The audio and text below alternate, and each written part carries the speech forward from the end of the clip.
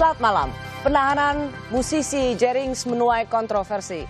Ada yang menilai penahanan ini adalah bentuk pembungkaman pendapat, tapi ada juga yang mendukung karena pernyataan-pernyataan Jerinx dianggap menyesatkan publik. Inilah Rossi, suara sumbang corona. Haruskah dipenjara? Karena rapid test itu nggak akurat, kawan-kawan.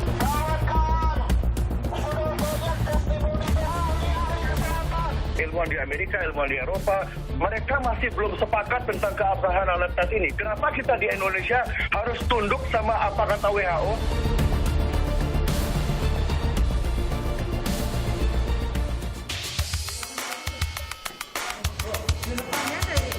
Jadi gimana tadi pemeriksaan tadi, Bli? Baik, lancar. Lancar ya? Untuk anggota masyarakat yang memiliki pengikut dan penggemar, mohon betul-betul dapat menyampaikan berita-berita yang baik dan berita-berita yang bersumber dari sumber yang valid dari para ahlinya dan sumber yang terpercaya. Profesor adalah yang menciptakan antibody COVID-19.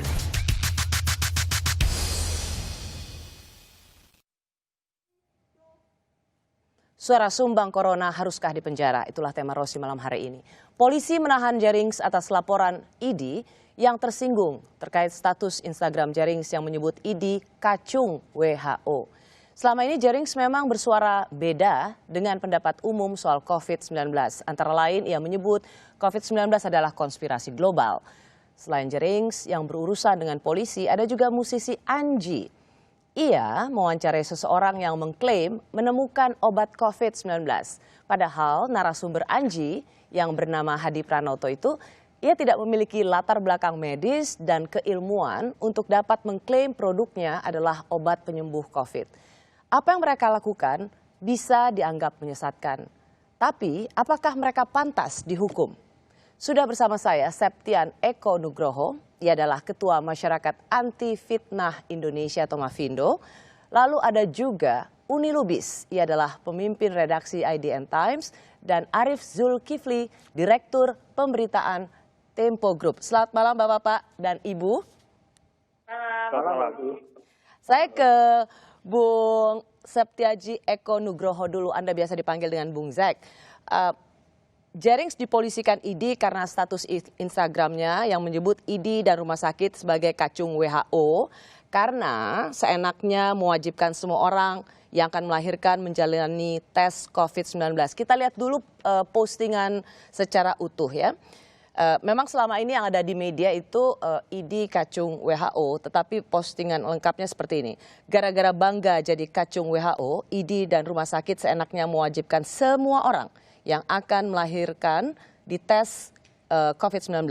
Sudah banyak bukti jika hasil tes sering ngawur, kenapa dipaksakan? Kalau hasil tesnya bikin stres dan menyebabkan kematian pada ibu atau bayinya, siapa yang tanggung jawab? Saya ke Bung Zek dulu. Apakah Anda sepakat ini adalah sesuatu yang bisa dikategorikan ujaran kebencian, pencemaran nama baik? Bung Zek? Ya, begini Rossi, saya rasa kita harus adil ya menilai siapapun, termasuk dalam hal ini adalah Jerinx. Jadi kalau dalam observasi kami itu Jerinx ini setidaknya kita ada 3 poin yang bisa kita dapatkan dari seorang Jerinx.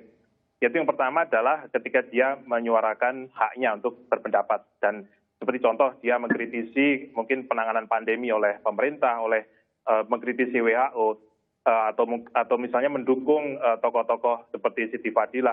Itu saya rasa itu bagian dari kebebasan berpendapat yang dijamin oleh pasal 28E ayat 3 Undang-Undang Dasar 45. Dan juga hak untuk menyuarakan informasi itu juga dijamin oleh Undang-Undang Dasar tahun 45 pasal 28 ayat pasal 28 pada ayat yang sama. Nah, problemnya adalah Jerinx dalam konten-konten yang ada di media sosialnya itu juga dia menyuarakan berbagai macam hoax dan teori konspirasi. Dan sebelumnya nih ya, Anda bicara sebelumnya ya, sebelum bicara soal ID kacung WHO ya. Itu adalah salah satu dari 3 konten yang ada dalam konteks Jerinx ya. Yang pertama adalah konten-konten yang sesuai dengan haknya menyuarakan pendapatnya. Yang kedua adalah terkait dengan berbagai macam hoax dan teori konspirasi di mana dia menjadi bagian dari gelombang hoax dan teori konspirasi yang saat ini menjadi problem besar ya di berbagai negara termasuk Indonesia. Kemudian juga yang ketiga adalah konten-konten yang dinilai oleh pihak lain itu sebagai konten yang dianggap menghina. Ya, betul, karena Kompas TV juga pernah mewawancarai Jerinx, dia berani menuding, artinya dia berani berpendapat soal virus corona adalah konspirasi seorang Bill Gates. Dia mengatakan Bill Gates. Kita tahu bahwa ia merefer itu kepada Bill Gates. Katanya seperti ini, terlalu banyak kebetulan dan tidak ada kebetulan di dunia ini yang terjadi terus-menerus. Saya coba ingin ingatkan seperti apa yang selama ini dikatakan Jerinx tentang virus corona itu adalah konspirasi global. Jadi saya punya bukti kenapa.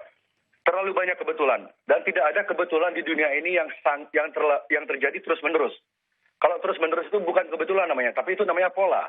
Lalu ada yang namanya Rockefeller dokumen Rockefeller, itu diterbitkan tahun 2010, di mana tim Rockefeller bekerja sama dengan Bill Gates membuat sebuah dokumen, sebuah skenario tentang bagaimana situasi sekarang ini terjadi, dan di sana disebutkan persis kota pertama yang akan melakukan lockdown adalah Cina.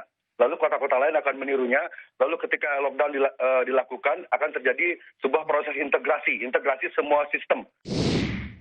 Ya, itu yang dikatakan. Kenapa saya mengulang pernyataan ini untuk memperjelas apa yang menjadi penjelasan dari Bung Zek, bahwa ini tidak saja terkait dengan postingan yang terakhir soal kacung WHO, tapi juga ada postingan seorang Jerinx yang mengatakan COVID ini adalah konspirasi global, dia berani dengan pasien corona, tidak akan tertular. Itu kan kira-kira poin penjelasan Anda, Bung Zek? Ya, betul. Rosi, saya rasa saya ingin menjelaskan juga ada sebuah jurnal yang muncul di minggu lalu, muncul di American Journal of Tropical Medicine and Hygiene. Indonesia itu nomor 5, peringkat 5 besar di dunia, di mana negara yang paling banyak bersebar rumor, stigma, dan juga teori konspirasi. Dan dampaknya saya rasa sudah cukup serius ya. Sebagai contoh, kami merasa bahwa berbagai macam disinformasi ataupun yang kita sebut dengan infodemi ini sudah berpengaruh terhadap tingkat kepatuhan masyarakat, bahkan memunculkan pembangkangan. Ya. Kemudian juga intimidasi kepada para tenaga medis. Ini juga menjadi satu hal yang sangat serius. Saya ingin garis bawahi di sini sih, Bung Zek, bahwa apa yang terjadi di Indonesia itu dengan adanya hoax, misinformasi, menimbulkan dampak serius sehingga menimbulkan pembangkangan terhadap kedisiplinan warga supaya dia patuh pada protokol kedisiplinan gitu kan. Dan menurut Anda, Jerinx salah satu orang yang memprovokasi publik untuk membangkang pada disiplin protokol kesehatan. Ya. Anda melihat Jerinx, ingin saya tekankan lagi, Anda melihat Jerinx menjadi faktor utama yang membuat publik, terutama dalam hal ini masyarakat Bali, menjadi tidak disiplin pada protokol kesehatan? Kalau dibilang faktor utama, saya rasa terlalu berlebihan karena aktornya sangat banyak sekali. Jadi termasuk Jerinx. Jerinx salah satunya, kebetulan dia adalah selebriti yang punya follower sampai jutaan gitu ya di media sosial, dan juga dia termasuk yang mungkin paling vokal, dan dia berani turun ke ruang publik ya, tidak hanya di media sosial saja. Jadi itu yang mungkin membedakan Jerinx, sekaligus karena dia juga mungkin paling sering diliput ya oleh media. Termasuk ketika ia demonstrasi tanpa menggunakan masker. Ya, itu kan salah satu yang aktivitas yang sangat tidak empatik ya terhadap bagaimana penanganan pandemi di Indonesia, khususnya kalau kita melihat para tenaga kesehatan, para dokter, para perawat yang saat ini mereka sedang mempertaruhkan nyawanya untuk menyelamatkan nyawa lain. Di sisi lain sudah banyak yang meninggal ya dari para tenaga kesehatan ini. Nah, ini yang tentu menjadi pertanyaan kita semua. Jering ini sebenarnya apakah ia memang tidak paham bahwa Indonesia ini kalau mau keluar dari pandemi, kita harus setia atau sepakat dengan protokol kesehatan. Ya, jadi menurut Bung Zek, apakah seorang seperti Jerinx ini pantas dihukum? Nah, itu adalah satu penyempitan makna juga. Ketika kita minta supaya orang-orang seperti Jerinx dan juga para influencer lain lebih bertanggung jawab gitu ya, kita meminta supaya aktivitas menyebarkan hoax dan teori konspirasi itu berhenti. Mereka ditertibkan, tetapi apakah harus dengan pidana? Nah, ini saya rasa tidak. Karena ada banyak. Tapi harus ditertibkan. Ditertibkan ya, saya rasa harus ditertibkan. Selama ini kan sebenarnya berbagai konten-konten yang mengarah kepada upaya pembangkangan publik, mengajak orang untuk meninggalkan masker, itu sebenarnya sudah ada upaya-upaya untuk menertibkan. Sebagai contoh misalnya platform seperti YouTube, kemudian Facebook, kemudian yang lain, itu Twitter juga ya, itu sudah mulai men-take down ya konten-konten yang mengarah kepada hal-hal yang bisa mencelakakan orang lain. Ditertibkan, ditertibkan, tapi apakah harus dihukum? Itu jadi pertanyaan Anda juga ya. Anda nggak setuju dia langsung ditahan dan dihukum? Ya, sebenarnya kan pendekatannya adalah keadilan ya, bahwa pidana itu memang disediakan sebagai langkah terakhir. Ya, itu karena kita negara hukum. Tetapi apakah itu harus digunakan? Kita lihat dulu kasus-kasusnya seperti apa. Baik. Karena kami merasa bahwa pendekatan yang paling ideal adalah restoratif justice. Jadi menyelesaikan masalah itu mengutamakan mediasi, mengutamakan penyelesaian tanpa harus ke pidana dulu. Tetapi kalau memang tidak ada jalan lain, ya pidana adalah salah satu hal yang menjadi kesepakatan kita paling akhir. Pidana adalah menjadi salah satu cara untuk penyelesaian akhir. Undang-undang ITE yang menjerat Jering sejak awal memang sudah dipermasalahkan kalangan aktivis. Undang-undang ini kerap jadi alat untuk membungkam mereka yang berbeda pendapat. Saya sudah bersama Profesor Henry Subiakto, ia adalah guru besar FISIP Universitas Airlangga yang ikut menyusun Undang-undang ITE. Selamat malam, Prof. Selamat malam, Rosi. Kita sama-sama menunjukkan bahwa kita tetap menggunakan masker, kita melepas masker dengan jarak yang cukup jauh untuk berbicara. Ya. Prof, apakah memang ketika Anda menyusun ini, suasana seperti ini yang memang menjadi target Undang-Undang ITE? Sebenarnya begini, kalau kita bicara mengenai hukum itu selalu ada 3 level. Level pertama itu level ideal. Apa yang diinginkan kalangan filosof, kalangan akademisi, aktivis, wartawan juga kadang-kadang level ideal. Kemudian itu diturunkan ke level normatif, yaitu aturan hukumnya. Ya, Undang-Undang ITE sudah menjadi hukum positif, itu berarti level normatif aturan hukumnya. Kadangkala aturan hukum belum tentu sama dengan level yang ketiga, yaitu dunia praktis pelaksanaannya di lapangan. Yang sering bermasalah justru antara perbedaan antara level normatif, aturan-aturan yang kami ketahui dan kami rencanakan waktu itu, dengan yang terjadi sekarang. Oke, apa yang dulu direncanakan yang berharap bahwa memang di era informasi teknologi seperti ini sebenarnya kan untuk melindungi warga negara ya dari kejahatan cyber. Tapi apanya dulu sebenarnya ini untuk melindungi apa? Kita tahu bahwa tren pengguna internet itu akan meningkat terus, akan semakin besar itu penggunanya ya di dunia. Sehingga anak cucu kita sampai anak cucu kita itu nanti hidupnya di dunia internet. Aktivitas semua ada di dunia internet. Termasuk berdebat di dunia internet, berkomunikasi di dunia internet, apapun boleh dilakukan di dunia. Makanya lalu dibuatlah aturan di dunia internet, gitu kan?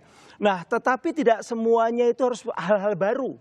Ada hal-hal yang sudah dibuat hukumnya di dunia fisik yang sudah dari dulu, misalnya pencemaran nama baik yang diributkan Mbak Uni tadi. Kemudian juga penyebaran kebencian itu sudah ada di Wetboek van Strafrecht. Ya, tapi masalahnya kan sekarang Undang-Undang ITE terus menjadi pasal yang disertakan. Ya, karena memang itu yang namanya mencemarkan nama baik itu dilarang. Sehingga lalu kemudian diekstensikan di dunia maya pun juga dilarang mencemarkan nama baik. Cuman pengertian mencemarkan nama baik termasuk juga menyebarkan kebencian tidak ada hubungannya dengan kebebasan berpendapat. Di mana tidak ada hubungannya? Anda mau berpendapat itu seburuk apapun, itu tidak boleh kita sebut sebagai pendapat yang salah. Karena memang pendapat, misalnya setuju, tidak setuju, suka, tidak suka. Dan itu nggak boleh dijerat hukum? Itu tidak dijerat hukum. Jadi kalau kasus Jering misalnya mengatakan kacung WHO dengan alasan soal rapid test, lalu ini soal konspirasi, atau kemudian ada Anji, atau banyak, ini yang selebriti. Ini kita warga negara biasa yang kemudian memposting dan dianggap membuat onar, menimbulkan rasa kebencian. Apakah memang itu pantas? Bentar, begini. Sepanjang dia adalah pendapat, walaupun menyakitkan, seberat apapun menyakitkan, bikin kita marah, bikin kita sedih, marah, dan drop bahkan mungkin gitu ya. Karena kita tahulah, yang namanya dokter itu, saya keluarga dokter ya. Saya keluarga dokter. Dokter itu betul-betul bertaruh nyawa. Jadi sangat marah lihat orang yang menganggap bahwa dokter dengan ID-nya itu kacungnya WHO itu marah. Tapi sepanjang itu adalah pendapat, tidak bisa dipidana. Jadi karena ada kebebasan berpendapat. Jadi menurut Prof. Henry, apa yang dilakukan oleh polisi Polda Bali dalam hal ini berlebihan? Bukan begitu. Tapi kalau ada unsur di situ bahwa Jering itu menyebarkan kebencian dalam artian mengajak orang lain untuk membenci kelompok tertentu, ya berdasarkan suku, agama, ras, dan antar golongan tadi. Jadi mengajak orang lain mensiarkan kebencian, mensiarkan permusuhan, itu bisa kena. Apa yang dilakukan Jerings menurut Saya Prof? tidak menilai kasusnya, tetapi saya mengatakan bahwa normanya. Tapi kan disinilah yang dikatakan sebagai pasal karet, penegak hukum atau siapapun bisa menginterpretasikan bahwa dia sedang menghasut. Itu nanti pengadilan. Jadi mensiarkan. Jadi memang begini.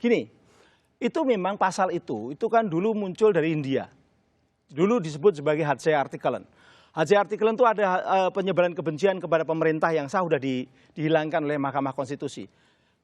Penyebaran kebencian kepada presiden juga sudah dihapus oleh Mahkamah Konstitusi. Tapi menyebarkan kebencian, mengajak membenci dan mensiarkan kebencian pada golongan lain, suku, agama, ras orang lain, itu dipertahankan karena memang Indonesia ini golongannya macam-macam. Kalau dibiarkan itu berarti akan memunculkan keributan antar golongan.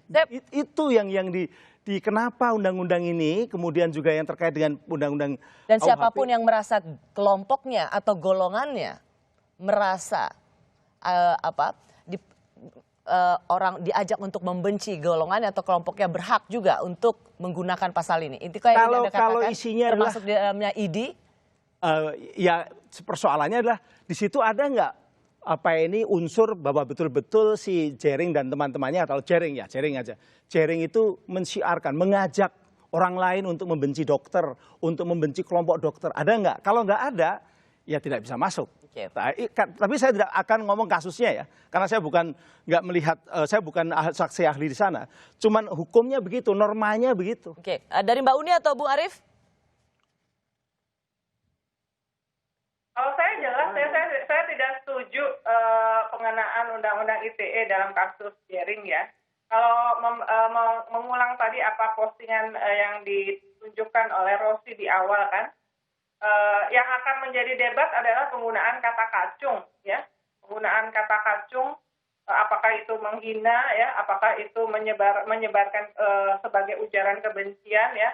Tapi dia tidak menolak rapid test. Di situ dia bilang bahwa yang mewajib ID dan RS seenaknya mewajibkan semua orang yang akan melahirkan di tes COVID-19. Sudah banyak bukti jika hasil tes sering ngawur, kenapa dipaksakan? Dan dalam konteks ini benar, sudah banyak false negatif, rapid test itu false negatif, false positifnya itu juga banyak ya. Kalau hasil tesnya, jadi harusnya saya sebetulnya menyarankan ID justru menjelaskan atau juru bicara dari Satgas sekarang COVID, pemerintah tuh menjelaskan mengapa diwajibkan tes COVID kepada ibu-ibu yang ini ibu yang hamil, yang sedang hamil atau melahirkan. Ini kan kesempatan yang baik Itu di sebetulnya luar urusan untuk itu. menjelaskan kepada publik gitu dengan. Kenapa? Sorry Mbak Uni, di luar urusan itu apa? Sorry Mbak Uni. Ya, ini kan itu kan persoalan komunikasi, bukan itu yang jadi masalah. Yang mungkin jadi masalah itu adalah ada nggak unsur bahwa Jering itu dianggap mensiarkan kebencian pada kelompok tertentu. Nah itu yang tadi saya bilang kan, itu yang tadi saya katakan, ini nanti yang harus dibuktikan. Nah sekarang kan boleh ditanya kepada dokter-dokter, apakah semua dokter merasa bahwa Jering menyampaikan ujaran kebencian? Apakah kemudian masyarakat menjadi benci kepada dokter? Itu bukan delik Saya kok nggak material. yakin. Oke, kenapa Prof? Itu bukan delik material. Jadi tidak harus dibuktikan bahwa masyarakat jadi benci. Enggak seperti itu. Memang pasal 156 KUHP ya. Dan kemudian diekstensifikasi dalam pasal 28 ayat 2 Undang-Undang ITE. Itu bukan delik material, tapi delik formil. Kalau dia berpotensi memunculkan, mengajak, mensiarkan itu berpotensi memunculkan kebencian, berpotensi memunculkan permusuhan. Misalnya potensi itu muncul konflik-konflik ya, sampai rebutan macam-macam rebutan orang yang sakit dan sebagainya atau mayat dan sebagainya, bisa sampai ke sana, dibuktikan sampai ke sana. Nah itu memang bisa kena gitu ya. Tetapi kalau hanya pendapat, sesakit apapun pendapat itu bagian dari kebebasan yang dijamin oleh Undang-Undang Dasar 45. Ya, sebenarnya kan sama. Prof. Henry kan bilang bahwa ini penerapannya yang kadang-kadang memiliki tafsiran yang berbeda. Sekarang kan kita sedang berbicara soal apakah seruan-seruan seperti Jerings atau Anji yang mewawancarai orang yang tidak punya kompetensi sains, keilmuan, tapi bilang dia obat. Apakah orang-orang seperti ini harus dijerat Undang-Undang ITE? Ya memang gini, pertama gini, ini adalah sesuatu yang persoalan global, tidak hanya di Indonesia. Dan ini menjadi fenomena Indonesia nomor 5, persoalan hoax dan sebagainya. Artinya, nah masyarakat kita ini memang kebetulan banyak juga yang percaya dengan teori konspirasi, hoax, walaupun tidak ilmiah, tidak pernah ada di pembenaran dalam kalangan akademisi atau itu kan tidak pernah ada. Tapi mereka percaya kan begitu. Itu sebenarnya memang tidak bisa kena langsung ITE. Bahkan kalau hoax tuh kenanya Undang-Undang nomor 1 tahun 46. Karena ITE tidak menyangkut hoax. Itu kalau hoax yang sifatnya seperti itu, yang politik dan sebagainya, nggak ada di ITE. ITE hanya ada hoax kalau dia langsung mencemarkan nama baik, itu personal. Jadi sebagai seorang yang ikut menyusun Undang-Undang ITE ini, apakah ini sesuai dengan harapan Anda sebagai bagian dari tim penyusun? Saya melihat begini, kalau nggak ada Undang-Undang ITE seperti yang diinginkan teman-teman yang liberal, sudah ada Undang-Undang ITE dan dipersepsi menakutkan aja masih seperti ini. Apalagi tidak ada. Gitu loh. Jadi saya malah melihat, ya sudah kalau ini seperti ini, yang penting adalah pelaksanaannya ketika betul-betul sudah diadili, terapkan dengan pemahaman yang seperti kami buat dulu. Bahwa kalau itu hanya pendapat tidak bisa dihukum. Tetapi kalau dia sudah mengajak, mensiarkan, ya, mensiarkan kebencian dan mensiarkan permusuhan, nah itu baru bisa kena. Kalau di pasal 28 ayat 1 loh ya. 28 ayat 2. Kami kembali sesaat lagi. Soal pencemaran nama. Nambahin sedikit saja, Rosi. Ya sebentar Bung Arief, saya ke Prof. Henry dulu. Soal pencemaran nama baik yang sering juga diinikan oleh ITE. Inikah juga menurut Anda nggak ada ITE aja, ada ITE aja orang masih seberani seperti sekarang, apalagi nggak ada ITE? Ya itu bisa kita mengatakan demikian ya. Tapi sebenarnya pencemaran nama baik itu tidak ada, tadi saya mengatakan pencemaran nama baik itu tidak ada hubungannya dengan kebebasan berpendapat. Anda mau berpendapat seburuk apapun, kalau dia adalah persoalan mendukung, setuju, tidak suka, itu menyakitkan seperti apapun, kalau itu adalah bagian dari evaluasi, penilaian, itu hak. Ya tapi kan faktanya, kan realitasnya itu dipakai. Yang dilarang oleh Undang-Undang ITE itu adalah kalau dia mendistribusikan atau mentransmisikan untuk diketahui oleh publik, oleh orang umum, isinya adalah menuduhkan sesuatu hal pada seseorang. Dan tuduhan itu salah, tuduhan itu ngawur. Dan itu sengaja dari awal, itu yang dilarang. Nah kalau diperbolehkan, kalau ini dihilangkan pasal itu, berarti kita boleh nuduh semua orang dong. Boleh memfitnah semua orang, karena yang Undang-Undang ITE itu jelas kok. Di pasal 27 ayat 3, sekarang penjelasannya, coba dibuka penjelasannya. Itu mengacu pada delik pencemaran nama baik dan delik fitnah. Artinya tidak lagi yang namanya tadi ada istilah misalnya kayak anjing. Tidak masuk di Undang-Undang ITE. Walaupun saya misalnya menyebutkan orang, Anda seperti binatang, itu tidak bisa masuk di Undang-Undang ITE, pasal 27 ayat 3, tapi masuknya di KUHP, di KUHP di 315 namanya penghinaan ringan. Undang-Undang ITE firm hanya 2 pasal KUHP yang masuk di situ, di pasal 27 ayat 3 itu, yaitu yang memfitnah sama yang mencemarkan nama baik. Apa itu mencemarkan nama baik? Menuduh. Jadi yang nggak boleh adalah menuduh seseorang yang tuduhannya adalah ngawur tanpa ada data atau fakta. Kalau tuduhannya benar, mengungkap fakta, truth and absolute defense of liable cases, itu boleh. Persis, itu kan idealnya Prof. Tapi saat ini yang selama ini dipakai, pasal itu kan selalu digunakan untuk menjerat orang-orang yang dianggap berbeda pandangannya. Padahal kan kalau tadi yang Prof katakan, itu jelas membedakan antara kritik dengan fitnah. Ini tugas wartawan dan media. Kalau ada kesalahan penerapan, siapa hakimnya, siapa jaksanya, siapa penyidiknya, polisinya, itu ungkap ke publik. Supaya ada track recordnya jelas. Jangan selalu kalau salah dikit undang-undangnya yang diserang. Oke, terakhir Prof. Henry. Ya. Tadi yang di belakang, jangan hate speech itu kemudian bisa diterjemahkan menjadi hate spin. Sebenarnya ujaran kebencian itu jadi ya udah di spin aja, jadi seolah-olah itu kebencian. Sebenarnya makanya betul, memang yang disebut hate speech itu sebenarnya bukan saya benci Rosi lalu saya ditahan, tidak. Saya nggak suka sama si A, lalu saya ditahan atau tidak. Saya benci sekali sama si A, lalu saya ditahan. Bukan begitu. Tapi yang disebut pasal 28 ayat 2 yang ini dengan sengaja setiap orang dengan sengaja dan tanpa hak menyebarkan informasi yang ditujukan untuk menimbulkan rasa kebencian dan permusuhan individu. Itu mengajak orang mensiarkan untuk membenci Rossi atau memusuhi Rossi karena perbedaan suku, agama, ras antar golongan. Itu baru kena. Gitu loh. Jadi kalau hanya sekedar I hate you nggak bisa kena. Atau kamu Rossi seperti kalau seperti itu, kalau seperti mengatakan dengan nama seperti hewan tertentu, nggak bisa. Henry Profesor Goblok misalnya begitu. Saya nggak bisa mengenakan undang-undang ITE. Ya. Tapi yang kena itu bisa saja pakai KUHP. KUHP-nya memang masih ada di pasal 315, tapi hanya 4 bulan 2 minggu maksimal. Itu yang sekarang sering digunakan, tidak hanya KUHP tapi ITE ini. Yang saya tahu idealnya, ini yang selalu jadi perdebatan. Idealnya seperti itu, tapi kan penerapannya tidak seperti itu. Kalau ada penerapan yang salah, jangan selalu undang-undangnya yang disalahkan. Tapi tolong teman-teman wartawan itu coba diinterogasi siapa pelaku-pelaku penerapan yang salah. Saksi ahlinya siapa? Kalau ahlinya saya masih salah, nah itu gimana ngomongnya waktu itu di pengadilan? Siapa yang namanya jaksanya siapa? Itu harus diungkap. Jadi supaya menjadi juga mereka supaya tahu membedakan siapa yang memahami undang-undang ITE ini dan penerapan siapa yang ngawur. Karena Indonesia ini sangat luas, gitu loh. Sangat luas sekali. Jadi bukan undang-undang yang disalahkan, tapi penerapannya. Baik, terima kasih Prof.